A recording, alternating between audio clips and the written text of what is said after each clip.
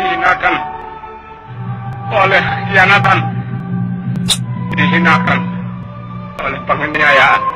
Betapa hatiku takkan pilu Hari ini, gugur hari angkatan bersenjata kita. pahlawanku. Hari Betapa hatiku yang selalu gemilang, sedih tapi yang kali ini ditinggal hari yang dihinakan oleh fitnahan, dihinakan oleh khianatan, dihinakan oleh penganiayaan.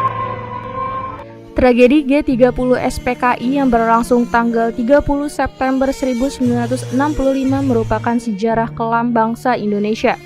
Kendati hanya berlangsung selama 1 malam, terdapat banyak detail-detail dari peristiwa mencekam kudeta ini.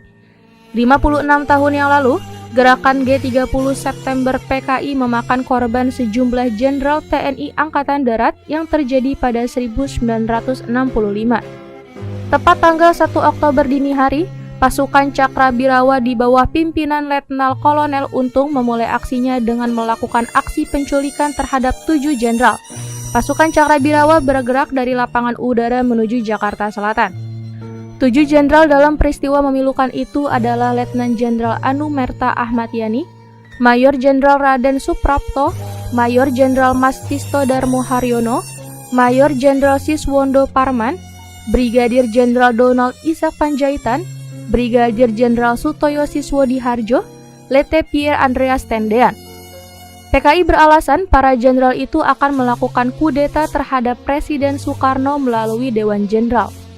Peristiwa G30 SPKI berawal saat Komandan Batalion 1 Resimen Cakrabirawa Letkol Infanteri Untung Samsuri menuju Lubang Buaya untuk inspeksi pada 1 Oktober 1965.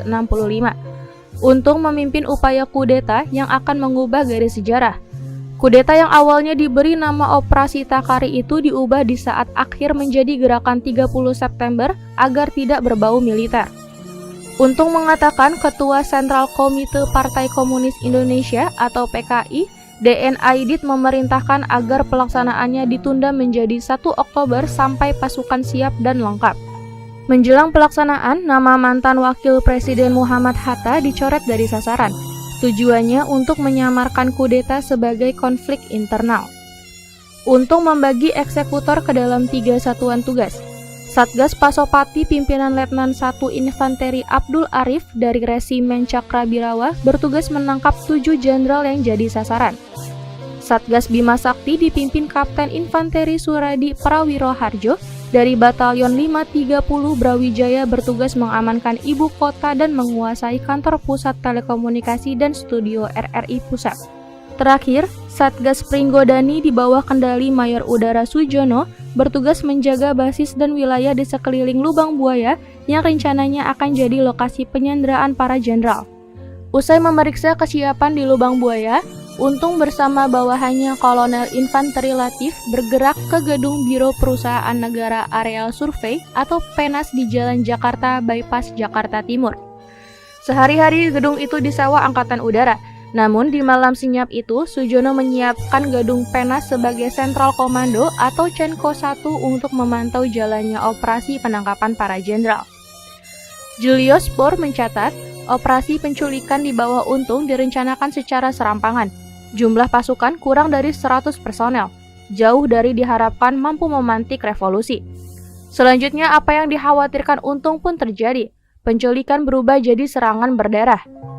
Satu target PKI yaitu Panglima TNI Jenderal A.H. Nasution lolos dan mampu melarikan diri ketika segerombolan pasukan Cakrabirawa mengepung rumahnya dengan melompat pagar rumah kedubes Irak yang bersebelahan dari rumahnya. Jenazah para korban dimasukkan ke dalam sumur tua di daerah Lubang Buaya. Pukul 7.00 waktu Indonesia Barat, Radio Republik Indonesia menyiarkan sebuah pesan yang berasal dari Untung Syamsuri, Komandan Cakrabirawa bahwa G30 SPKI telah berhasil mengambil alih di beberapa lokasi strategis Jakarta beserta anggota militer lainnya. Mereka bersikeras bahwa gerakan tersebut sebenarnya didukung oleh CIA yang bertujuan untuk melengsarkan Soekarno dari posisinya. Operasi penumpasan G30 SPKI dimulai sejak tanggal 1 Oktober 1965 sore hari. Gedung RRI Pusat dan Kantor Pusat Telekomunikasi dapat direbut kembali tanpa pertumpahan darah oleh satuan RPKAD di bawah pimpinan Kolonel Sarwo Edi Wibowo, pasukan para Kujang 328 Siliwangi dan dibantu sejumlah pasukan kavaleri. Setelah diketahui bahwa basis G30 SPKI berada di sekitar Halim Perdana Kusuma, pasukan langsung menuju ke sana. Tanggal 2 Oktober, Halim Perdana Kusuma diserang oleh satuan RPKAD di bawah Komando Kolonel Sarwo Edi Wibowo atas perintah Maijen Soeharto. Pada pukul 12.00 siang, seluruh tempat itu telah berhasil dikuasai oleh TNI Angkatan Darat. Hari Minggu tanggal 3 Oktober 1965, pasukan RPKAD yang dipimpin oleh Mayor C.I. Santoso berhasil menguasai daerah Lubang Buaya. Setelah usaha pencarian perwira TNI Angkatan Darat dipergiat dan atas petunjuk Kopral 1 Polisi Sukirma yang sempat menjadi tawanan G30 SPKI tetapi berhasil melarikan diri, mereka mendapat keterangan bahwa para perwira TNI Angkatan Darat tersebut dibawa ke Lubang Buaya. Karena daerah tersebut diselidiki secara intensif, akhirnya pada tanggal 3 Oktober 1965 ditemukan tempat para perwira yang diculik dan dibunuh tersebut. Mayat para perwira itu dimasukkan ke dalam sebuah sumur yang berdiameter 3/4 meter dengan kedalaman kira-kira 12 meter yang kemudian dikenal dengan nama Sumur Lubang Buaya. Pada 4 Oktober, penggalian sumur Lubang Buaya dilanjutkan yang diteruskan oleh pasukan para amfibi KKO Angkatan Laut dan disaksikan pimpinan sementara TNI Angkatan Darat Maijen Soeharto. Jenazah para perwira setelah dapat diangkat dari sumur tua tersebut terlihat mengalami kerusakan fisik sedemikian rupa.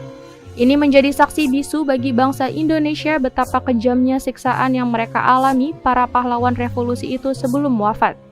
Pada 5 Oktober, jenazah para perwira TNI Angkatan Darat tersebut dimakamkan di Taman Makam Pahlawan Kalibata yang sebelumnya disemayamkan di Markas Besar Angkatan Darat. Lalu pada 6 Oktober dengan surat keputusan pemerintah yang diambil dalam sidang Kabinet Dwi Kora, para perwira TNI Angkatan Darat tersebut ditetapkan sebagai pahlawan revolusi. Takkan pilu telah gugur pahlawanku, betapa hatiku takkan sedih hamba ditinggal sendiri. Siapakah kini pelipur lara non setia?